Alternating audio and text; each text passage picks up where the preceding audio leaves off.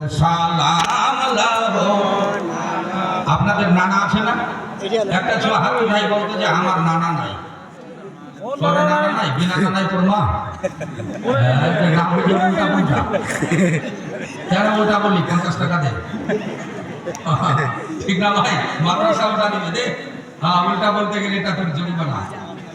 নানা, আমরাও নানার নাতি আছি না ভাই। এখানে যতটি লোক আছে ততটি নানাও আছে। বিনা নানাই ফের মা হয় নাকি? মা আছে তো নানাও আছে, চাই মরবার বাঁচো।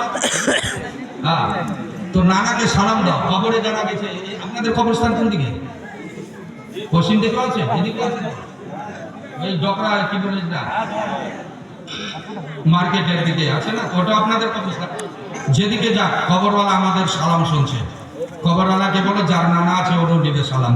সালাম লাহো নানা জান, নানা সালাম লাহো নানা জান, নানা গো সালাম লাহো নানা জান। এসেছি যে কবরে আছো নানা ভিতরে, আমি হুসেন আছি উপরে, নানা তুমি আছো ভিতরে।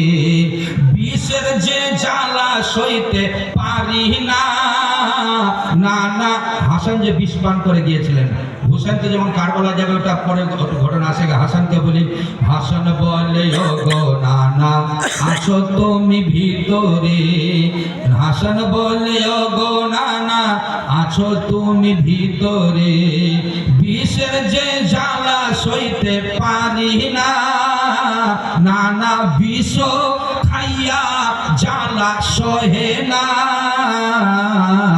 সালাম লাহো নানা জান, নানা গো সালাম